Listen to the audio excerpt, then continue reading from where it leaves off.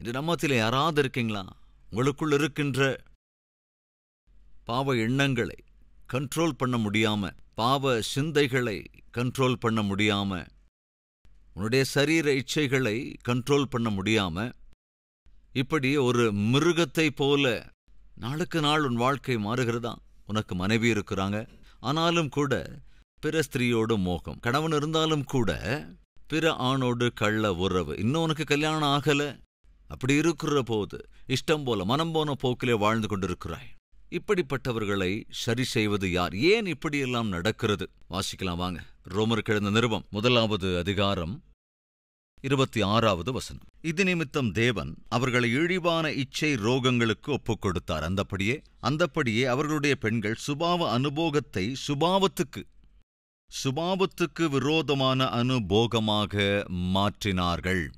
அப்படியே ஆண்களும் பெண்களை சுபாவப்படி அனுபவியாமல் ஒருவர் மேல் ஒருவர் விரகதாபத்தினாலே பொங்கி ஆணோடே ஆண் அவலட்சணமானதை நடப்பித்து தங்கள் தப்பிதத்திற்கு தகுதியான பலனை தங்களுக்குள்ளே அடைந்தார்கள். ஏன் இப்படி செஞ்சாங்க? ஏன் இவ்வளவு அருவருப்பாக அசிங்கமாக வாழ்கிறார்கள்? மனித மிருகமாக இருக்கிறார்கள். 28வது வசனம் வாசிக்கிறேன். தேவனை அறியும் அறிவை பற்றி கொண்டிருக்க அவர்களுக்கு மனதில்லாதிருந்தபடியால். ஏன் இப்படியெல்லாம் செய்தார்கள்? இன்றைக்கு நம்ம மத்தியில் யாராவது இருக்கீங்களா? அன்கண்ட்ரோலபிள் சின். என்னால் அந்த பாவத்தை கண்ட்ரோல் பண்ணவே முடியல, என்னால முடியவே இல்லை. பைத்தியக்காரனைப் போல நடக்கிறேன், பைத்தியக்காரியைப் போல நடந்து கொள்ளுகிறேன். சாலமோன் ஒரு மகாராஜா. ஜெபத்தோடுதான் தன்னுடைய ஆட்சியை ஆரம்பித்தான். ஜெபத்தோடுதான் ஆலய கட்டுமான பணியை கூட அவன் ஆரம்பித்து நடத்தினான்.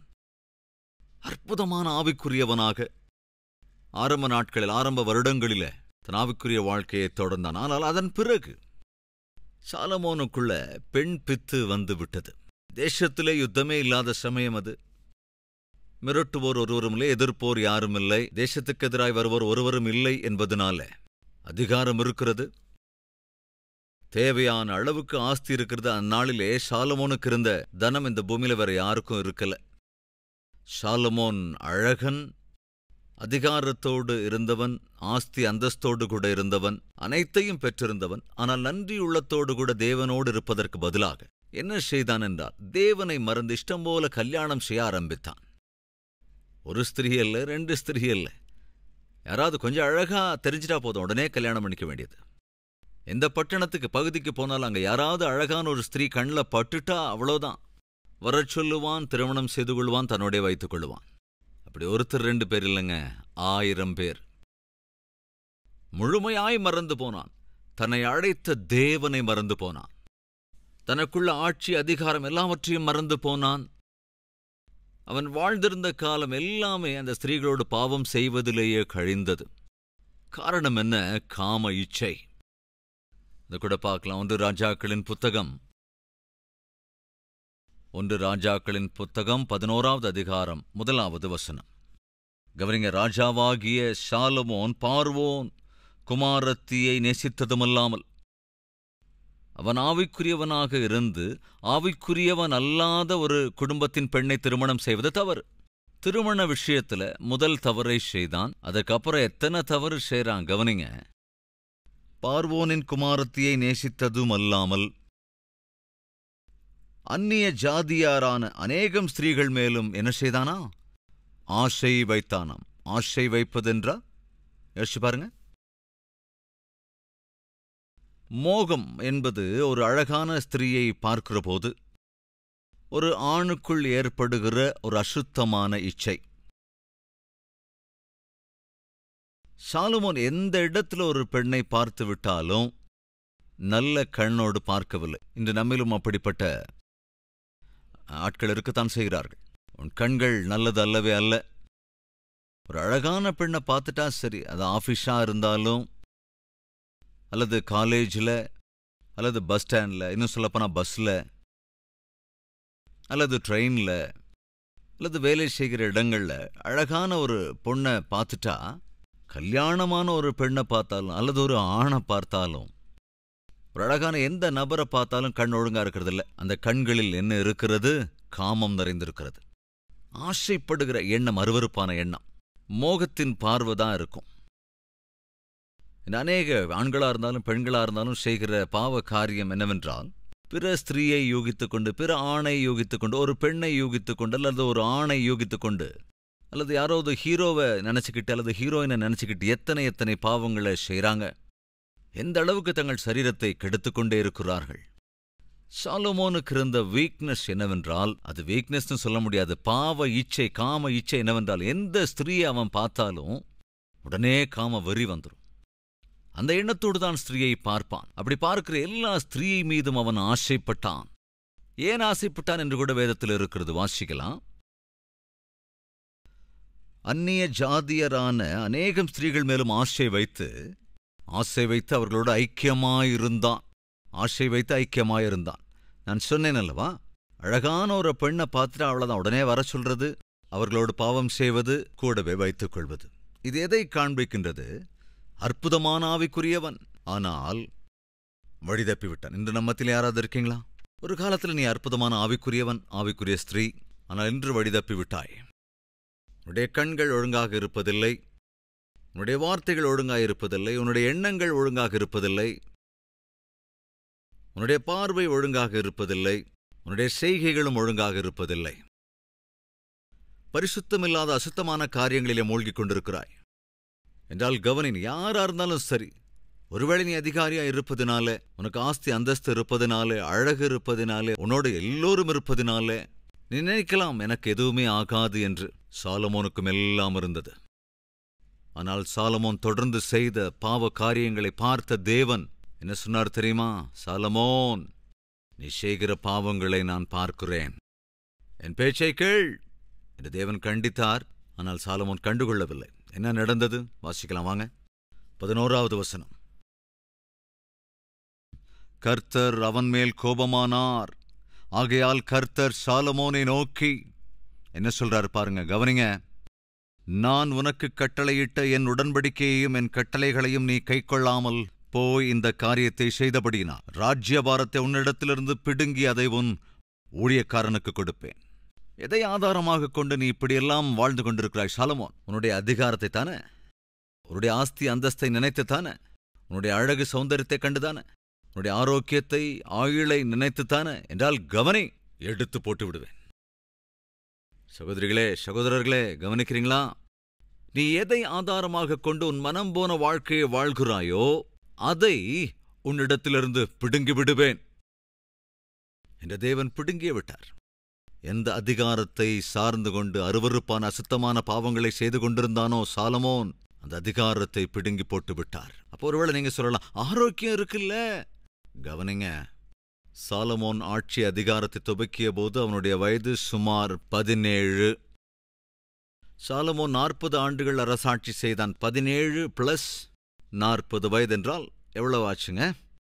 57 வருடங்கள். 11ஆம் அதிகாரத்தின் கடைசி வசனம் 42 மற்றும் 43ஆம் வசனம். சாலமோன் எருசலேமிலே இஸ்ரவேலையெல்லாம் அரசாண்ட நாட்கள் 40 வருஷம். நல்லா கவனிங்க, இந்த 40 வருடங்கள் அரசாட்சி செய்த பிறகு நல்லா கவனிக்கணும். சாலமோன் தன் பிதாக்களோட நித்திரை அடைந்து தன் தகப்பனாகிய தாவீதின் நகரத்தில் அடக்கம் பண்ணப்பட்டான். செத்து போயிட்டாங்க. 40 வருடம் அரசாண்டதற்கு பிறகு சாலமோன் உயிரோடு இருக்கல, செத்து போனான். என்ன ஆயிருந்திருக்கும்? ஆரோக்கியம் கெட்டு போயிருந்திருக்கும். 40 வருடம் + 17 வருஷம்னா மொத்தமா எவ்வளவு வருஷங்க ஆச்சுங்க? 57 வயசு. அது சாக வேண்டிய வயசாங்க. அது மட்டும் இல்லாம ராஜாவுக்கு சாப்பாட்டு விஷயம்லாம் எவ்வளவு எச்சரிக்கையோடு இருந்திருப்பான். ஆனா 57வது வயதுல செத்து போயிட்டான். சில பக்தர்கள் சொல்லுவது என்னவென்றால், சில வேத பண்டிதர்கள் என்ன சொல்லுகிறார்கள் என்றால், 40 வருடம் 17 வருஷம் மொத்தமா சேர்த்தா 57 வருடங்கள். அந்த வயதிலேயே சாலமோன் இறந்து போனான். அப்படி இறப்பதற்கு முன்பு தான் செய்த தவறுகள், பாவங்கள் எல்லாவற்றுக்காகவும் மனஸ்தாபப்பட்டான். அதனால் தான் பிரசங்கியை எழுதினான் என்று சொல்லுகிறார்கள். இன்னும் சில வேத பண்டிதர்கள் என்னன்னா, சாலமோன் அந்த 40 இயர்ஸிற்கு அப்புறம் கொஞ்ச காலம் உயிரோடு இருந்து வாழ்க்கையில் அவன் செய்த தவறுகளுக்காக அதெல்லாத்தையும் உணர்ந்துட்டு அதுக்கப்புறம் இந்த பிரசங்கிங்கிற புத்தகத்தை எழுதியிருப்பான் என்னவோ இருக்கலாமோ. ஆனால் வேதம் தெளிவாகச் சொல்லுகிறது, 40 ஆண்டு காலம் அரசாட்சி செய்த பிறகு அவன் நித்திரையடைந்து. நாம் பாவத்தை தொடர்ந்து செய்து ஆண்டவரை காயப்படுத்தி கொண்டே இருந்தால், கவனிங்க சகோதர சகோதரிகளே, கொஞ்சம் யோசிக்கணும். நீங்க தொடர்ந்து பாவம் செய்றீங்கன்னா ஏதோ ஒன்றை சார்ந்து தான் அந்த பாவத்தை செய்றீங்க. உன்னுடைய பழக்க வழக்கங்களை சார்ந்து ஒருவேளை நீ பாவம் செஞ்சுக்கிட்டு இருக்கலாம், அல்லது உன்னுடைய அதிகாரத்தை, நீ வேலை கொடுக்கிற இடத்துல இருக்கலாம், அல்லது டீம் லீடரா இருக்கலாம், ஒரு 10 பேருக்கு மேல அதிகாரம் செய்யற இடத்துல இருக்கலாம். அப்படி உன் அதிகாரத்தை சார்ந்து பாவம் செய்து கொண்டிருக்கலாம். பழக்க வழக்கங்கள் அதன் ஆதாரத்தில் கூட பாவம் செய்யலாம், அல்லது அதிகாரத்தை அட்வான்டேஜாக எடுத்துக்கொண்டு பாவம் செய்து கொண்டிருக்கலாம், அல்லது உன்னுடைய அழகை அட்வான்டேஜாக எடுத்துக்கொண்டு அழகை இரையாக கொடுத்து. சில பேர் பெண்கள் அழகை இரையாக போடுவார்கள், சில ஆண்கள் தங்கள் அழகை இரையாக போடுவார்கள். அப்படி ஒருவேளை உன் அழகை ஆதாரமாக கொண்டு உன் இச்சைகளை நீ தீர்த்து கொண்டிருக்கிறாய் என்றால், இன்னும் சில பேர் தங்கள் ஆஸ்தியை இரையா போடுவாங்க. ஆஸ்தியை அட்வான்டேஜாக காட்டி என்ன வேண்டுமானாலும் செய்யலாம், எப்படி வேண்டுமானாலும் வாழலாம், எந்த பாவத்தையும் தாராளமாக செய்யலாம் என்று தங்கள் ஆஸ்தியை அட்வான்டேஜாக எடுத்து செய்கிறவர்கள் வாழ்ந்து கொண்டிருக்கலாம். அழகை ஆதாரமாக கொண்டு பாவம் செய்யலாம், ஒரு பழக்க வழக்கத்தை ஆதாரமாக கொண்டு பாவம் செய்து கொண்டிருக்கலாம். கடைசியா அதிகாரத்தை அட்வான்டேஜாக வைத்து நீ பாவம் செய்து கொண்டிருக்கலாம். நம்ம ஜாக்கிரதையா கவனிச்சு பார்த்தோன்னா இந்த 4மே சாலமோனின் வாழ்க்கையில் இருந்தது. அழகை ஆதாரமாக கொண்டான், அதிகாரத்தை ஆதாரமாக கொண்டான், ஆஸ்தியை சார்ந்து கொண்டான், ஆரோக்கியத்தையும் சார்ந்து கொண்டான். இப்படி எல்லாவற்றையும் அட்வான்டேஜாக எடுத்துக்கொண்டு எதை வேண்டுமானாலும் செய்யலாம் என்று ஒரு மனித மிருகத்தை போல ஆனான். தேவன் என்ன செய்தார் கவனிங்க. சிட்சிப்பேன் சாலமோன், எல்லாவற்றையும் எடுத்து போடுவேன். எதை அட்வான்டேஜாக எடுத்து அருவருப்பான வாழ்க்கை வாழ்கிறாயோ அதை உன்னை விட்டு நான் பிடுங்கி போடுவேன்.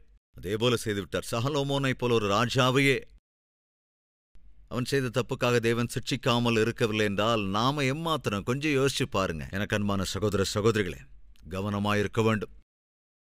எதற்காக மனிதன் தன் வாழ்க்கையிலே அருவருப்பான இடத்துக்கு போறான்? எதற்காக மனிதன் தன்னுடைய பிழைப்பில செய்யக்கூடாத தவறை செய்கிறான்? செய்வது தப்பு என்று தெரிந்தும் கூட ஏன் மறுபடியும் அதையே செய்கிறான்? தன்னுடைய இருதயத்திலே தேவனுக்கு இடம் தரவில்லை என்பதால் தான். உன் இருதயத்திலே தேவனுக்கு நீ இடம் தருவாய் என்றால் பாவம் செய்வதற்கு பயப்படுவாய். உனக்குள் தேவ ஆவி இருக்கும் என்றால் நீ பாவம் செய்கிற போது தேவனுடைய ஆவி நம்ம எச்சரிப்பதை நாம் உணர முடியும். அதை நாம் என்ன சொல்லுவோம்? தேவனுடைய ஆவி என்போம், அல்லது ஆவியானவர் என்று சொல்லுகிறோம். சில பேருக்கு இந்த மனசாட்சியே இருக்காதுங்க. என்ன தப்பு செஞ்சாலும் சரி, அவங்க மனசுக்குள்ள எந்தவித நெருடலும் இருக்காது, பயமும் இருக்காது. ஒரு நபரிடத்திலே ஒரு வேலைக்காரர் வேலைக்கு இருந்தார். ஆனா அந்த வேலைக்கு இருந்த அந்த சின்ன பையன் ஏதாவது தப்பு பண்ணிட்டான்னா பயங்கரமா அப்படி பதறிக்கிட்டே இருப்பான். ஐயோ தேவையில்லாம பொய் சொல்லிட்டேனே, ஐயோ ஒரு பொய் சொல்லிட்டேனே, அவசரப்பட்டு பொய் சொல்லிட்டேனே அப்படின்னு படப்படுத்திக்கிட்டே இருப்பாங்க. அவனுடைய எஜமானன் அவனை பார்க்கிற போது அவன் ரொம்ப டென்ஷனா பரபரப்பா பதட்டத்தோடு இருக்கிறத பார்த்து, என்னடாச்சு? ஒரு பொய் சொல்லிட்டேங்க, அதான் மனசு நிம்மதியாவே இல்லை, அந்த பொய் சொல்லாம இருந்திருக்கு. என்னடா ஒரு பொய் சொன்னதுக்கே இவ்வளவு பதட்டமா இருக்கு, என்னடா விஷயம்? என்ன பாரு, காலையில் எந்திரிக்கிறதுல சாயங்காலம் வரைக்கும் சொல்றதெல்லாம் பொய் தானே, செய்யறதெல்லாம் பாவ காரியங்கள் தானே. எனக்குள்ள எந்த நெருடலும் இல்லை, பயமும் இல்லை, பீதியும் இல்லை, உன்ன மாதிரி டென்ஷனும் இல்லடா. என்ற போது அந்த சின்ன பையன் சொன்னா, சார், செத்து போன சவத்துக்கு மேல நீங்க ஒரு 10 மூட்டை அரிசியை வச்சாலும் கூட அந்த சவத்துக்கு ஏதாவது ஆகுமா? அதுக்கு என்னடா ஆகும்? அதான் செத்து போன சவமாச்சே. அதுதான் சார் உங்க நிலைமையும். என்னது, நீங்க தான் செத்து போயிட்டீங்களே சார்? நான் எங்கடா செத்து போனேன்? உங்க மனசாட்சி செத்து போச்சு சார். உங்க மனசாட்சி செத்து போச்சு சார். ஆவிக்குரிய காரியங்கள் செத்து போயிடுச்சு. அதனாலதான் எந்த தப்பு பண்ணாலும் உங்களுக்கு அது தெரியவே மாட்டேங்குது. எந்த தப்பு பண்ணாலும் உங்களுக்குள்ளேயே அந்த கண்டிப்பு இல்லை.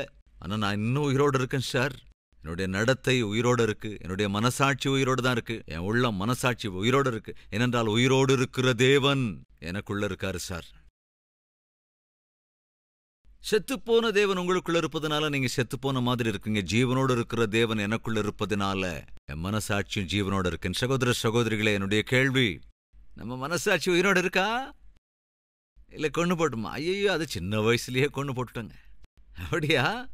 உன் மனசாட்சியை நீ கொன்றிருப்பாய் என்றால் கவனி, நீ செய்கிற எந்த தப்பும் உனக்கு தெரியாது. யோவான் எழுதின 1வது நிருபம்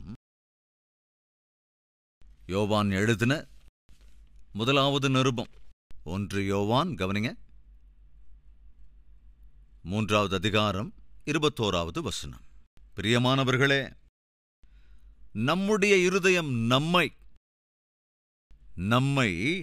குற்றவாளிகள் என்று தீர்க்காதிருந்தால் நாம் தேவனிடத்தில் தைரியம் கொண்டிருக்க முடியும். நம்முடைய மனசாட்சி, நம்முடைய இருதயம் நம்மை குற்றவாளிகள் என்று தீர்க்காமல் இருந்தால், அதாவது நீ செய்றது தப்பு, ஏன் இந்த தவறை செய்கிறாய், ஏன் பார்க்கக்கூடாதை பார்க்கிறாய், ஏன் பொய் சொல்லுகிறாய், ஏன் இவ்வளவு பொறாமைப்படுகிறாய், ஏன் வார்த்தைகளால் காயப்படுத்துகிறாய் என்று உன் மனசாட்சி அடிக்கடி அடிக்கடி அடிக்கடி உன் மீது குற்றம் சுமத்திக் கொண்டிருக்கும் என்றால் நீ பாவத்துக்குள்ளிருக்கிறாய். அப்படி இல்லாமல் மனம் அமைதலோடு இருக்கிறதென்றால் நீ தைரியமாய் வாழ முடியும். கொஞ்சம் யோசிச்சு பாருங்க, ஒரு நாளைக்கு எத்தனை முறை நம்முடைய மனம் நம்மீது குற்றம் சுமத்துகிறது என்பதை யோசிச்சு பாருங்க. நண்பு சகோதர சகோதரிகளே, இந்த சகோதரன் பயங்கரமான விபச்சாரத்துக்கு அடிமையா இருந்தது மட்டுமில்லாமல் எந்த அளவுக்கு போயிட்டாரு, ஜந்துக்களோடு கூட விபச்சாரம் செய்கிற நிலைமை. என்னங்க யோசிச்சு பாருங்க. பயங்கர காம விகார இச்சைகள் உனக்குள்ளே, காம விகார இச்சைகள் நடக்கிறது. எசேக்கியேல் 22ஆம் அதிகாரம் 9ஆம் வசனத்தின் பிற்பகுதி, உன்னிடத்தில் முறைகேடு செய்கிறவர்கள் உன் நடுவில் இருக்கிறார்கள். அநேகமாக இங்கே உட்கார்ந்திருக்கிற அன்பு சகோதரனே, சகோதரியே, உனக்குள்ளும் இருக்கிறதா இது? உன்னிடத்திலே முறைகேடு செய்கிற குணம், காமவிகார இச்சை, தகப்பனை நிர்வாணமாக்கினவர்கள் உன்னில் இருக்கிறார்கள். தூர ஸ்திரீயை பலவந்தப்படுத்தினவர்கள் உன்னில் இருக்கிறார்கள். உன்னில் ஒருவன் தன் அயலானுடைய மனைவியோடே அருவருப்பானதை செய்கிறான். வேறொருவன் முறைகேடாய் தன் மருமகளை தீட்டுப்படுத்துகிறான். வேறொருவன் தன் தகப்பனுக்கு பிறந்த தன் சகோதரியை பலவந்தம் பண்ணுகிறான். என்னங்க இது? தந்தையின் குமாரத்தினா யாருங்க? தங்கை தானே, அக்கா தானே. ஒரு நாள் ஒரு கணவன் மனைவி வந்து பயங்கர வேதனையோட கூட அழுது நின்றார்கள். அவங்க அழுகையை பார்த்து கேட்டேன், ஏன் இவ்வளவா அழறீங்க அப்படின்னு. அப்ப கணவன் சொன்னாரு, என்னன்னுங்க சொல்றது, வெட்கத்தால் அவமானத்தால் எங்க கிராமத்தை விட்டுட்டு நாங்க இங்க வந்திருக்கோம். என்னாச்சு? வெட்கக்கேடான விஷயங்க. எங்க அப்பாவே என் மனைவிய கெடுத்துட்டாருங்க. தாங்கவே முடியாம 2 பேரும் தற்கொலை பண்ணி செத்து போலான்னு தாங்க முடிவெடுத்தோம். ஆனா கால்வரி டெம்பிளுக்கு வந்து தேவ வார்த்தையை கேட்டு மனசு தேத்திக்கிட்டு தைரியத்தோட வாழணும்னு தான் நாங்க இங்க வந்தோம். எவ்வளவு பயங்கரம் பாருங்க. சொந்த தந்தை, தன்னுடைய குடும்பத்தில் எவ்வளவு பெரிய பூகம்பம், எப்படி அந்த மகனால தாங்க முடியும்? ஒரு தாய் வந்து ஒரு நாள், ஐயா எங்க பொண்ணுக்காக கொஞ்சம் ஜெபம் பண்ணியா, நிறைமாத கர்ப்பிணி ஐயா அப்படின்னு சொன்னப்போ நான் கேட்டேன், மகள் மட்டும் வந்திருக்காங்க, மருமகன் வரலையான்னு கேட்டேன். அவர் இல்லையா. கணவர் இல்லைன்னா எப்படி கர்ப்பம் தரிச்சாங்கங்கிறீங்க? என்ன நடந்தது? அழுதாங்க. 2 பேரும் அழுதாங்கங்க. அந்த பாப்பாக்கிட்ட, அந்த தங்கை கிட்ட கேட்டாமா, அவன் கணவர் என்னன்னாரு. அந்த பொண்ணு பேசவே இல்லை. அப்ப அந்த தாய் சொன்னாங்க, என் பொண்ணுக்கு கல்யாணம் ஆகலையா? கல்யாணம் ஆகாம எப்படிங்க கர்ப்பம் தரிச்சிருக்காங்க? யாரையாவது காதலிச்சாங்களா? இல்லையா. அப்ப என்னதான் நடந்தது? என் மகனே என் பொண்ணை இப்படி பண்ணிட்டாயா. என்னங்க சொல்ல முடியும்? வீட்டில் இருக்கிற என் பையன்தான், வீட்டில் இருக்கிற என் பொண்ணை இந்த மாதிரி செஞ்சுட்டா. இந்த விஷயத்தை யாருகிட்டயா போய் சொல்ல முடியும்? அதை கேட்டப்போ என் இருதயமே வெடிக்கிற மாதிரி இருந்ததுங்க. ஒரு மகனா உங்ககிட்ட சொல்றதுக்காகத்தான் ஏன் வந்தோம். அந்த தாயையும் அந்த தங்கையையும் ஒரு வீட்டில் வச்சு அவள் அந்த பிள்ளையை பெற்றெடுக்கிற வரை ஒரு அண்ணனாக நான் பொறுப்பெடுத்துக் கொண்டேன். அதனால் தான் சொல்லுகிறேன், சகோதர சகோதரிகளே, ரொம்ப கவனமா இருக்கணும். ஏன்னா இது பயங்கர பாவம் நிறைஞ்ச உலகம். பாவம் செய்வதற்கு எந்த அளவுக்கும் துணிகரமாய் இறங்குகிற பயங்கர உலகம். ஏன் இப்படியெல்லாம் நடக்குது? அவர்கள் தேவனாகிய கர்த்தருக்கு தங்கள் இருதயத்திலே இடம் தரவில்லை என்பதனால்தான். இன்னைக்கு நம்ம மத்தியில் யாராவது இருக்கீங்களா? எல்லா அருவருப்பான பாவ காரியங்களுக்கு அடிமையாயிருக்கிறவர்கள். உன் கண்களுக்கு எதை பார்க்க நினைச்சாலும் அதை பார்த்துறது, சரீரத்தில் என்ன செய்யணும்னு நினைக்கிறீங்களோ அதை செஞ்சிடறது, எதை குடிக்கணும்னு நினைச்சாலும் அதை குடிக்கிறது, எங்க போகணும்னு நினைச்சாலும் அங்க போறது, கண்ட்ரோலே இல்லாத ஒரு வாழ்க்கையை வாழ்ந்து கொண்டிருப்பா என்றால் கவனி, சாலமோன் போன்ற ஒரு மகாராஜாவையே தேவன் சிட்சித்தார். உன்னை சிட்சிப்பது தேவனுக்கு எம்மாத்திரமும் கஷ்டமல்ல. அப்ப என்ன செய்யணும்? பாவங்களை மறைக்கிறவன் வாழ்வடைய மாட்டான், அவற்றை அறிக்கை செய்து விட்டு விடுகிறவனோ இரக்கம் பெறுவான். வேதம் தெளிவாக நமக்கு சொல்கிறது. இன்று நம்மில் சில பேர் எல்லாவிதமான பாவங்களுக்கும் அடிமையாக வாழ்ந்து கொண்டிருக்கிறீர்கள். ஒரு நபர் ஒரு 15 அடி ஆழமாக இருக்கின்ற ஒரு குழியில விழுந்துட்டார்னு வச்சுக்கலாம். எவ்வளவு பிரயத்தனம் செஞ்சாலும் அவரால் மேல வர முடியுமா? கொஞ்சம் யோசிச்சு பாருங்க. ஒரு பயங்கர குழியில விழுந்துட்டார்னு வச்சுக்கோங்க.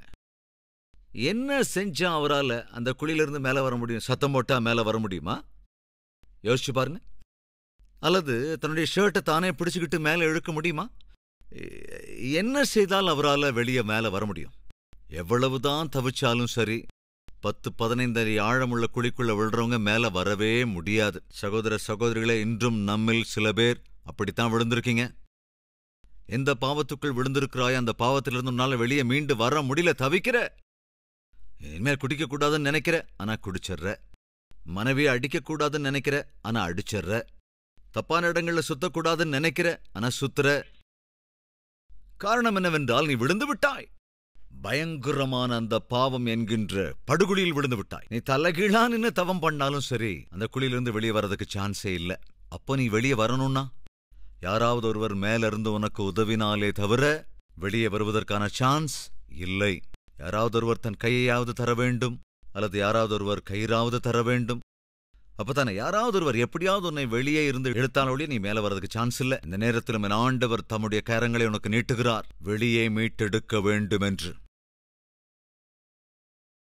உன் பாவங்களிலிருந்து, பாவத்தின் அடிமைத்தனத்திலிருந்து உன்னை மீட்டெடுக்க வேண்டும் என்றுதான் ஆண்டவராகிய இயேசு கிறிஸ்து பரலோகத்திலிருந்து இந்த பூலோகத்திற்கு இறங்கி வந்திருக்கிறார். நீ விழுந்து கிடக்கிற இடத்துக்கு அவர் வந்திருக்கிறார். நாம் எங்க விழுந்திருக்கிறோம்? ஏதோ இங்கதான் விழுந்து கிடக்கிறோம். இந்த பூலோகத்தில்தான் நாம விழுந்து கிடக்கிறோம், கெட்டு போய் கிடக்கிறோம். நாம் கெட்டு விழுந்து கிடக்கிற இடத்திற்கே அவர் வந்திருக்கிறார். வாருங்கள், நம்ம அவரிடத்தில் அர்ப்பணிக்கலாம். எல்லோரும் ஜெபத்திலே ஒருமனப்படும்படி நான் கேட்டுக்கொள்கிறேன்.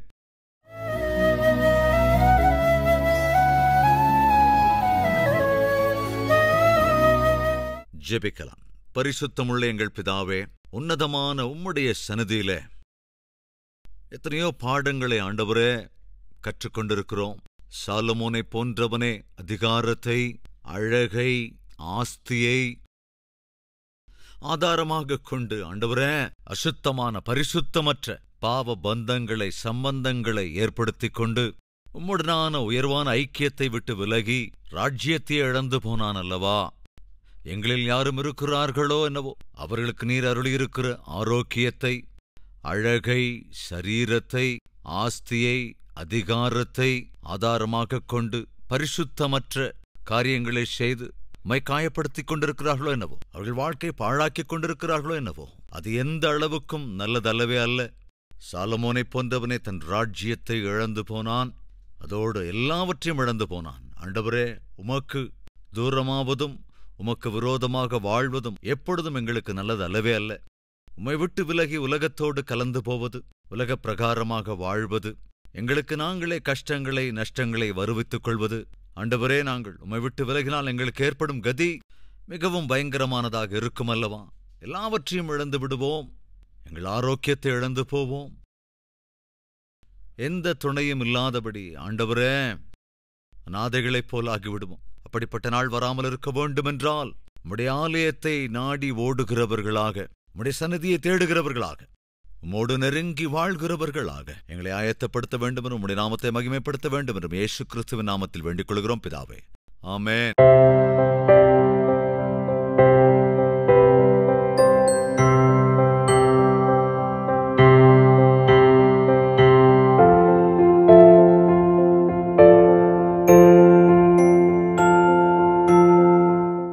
எங்கள் முகவரி: கல்வரி, தபால் பெட்டி எண் 30, குக்கட்பள்ளி, ஹைதராபாத் 72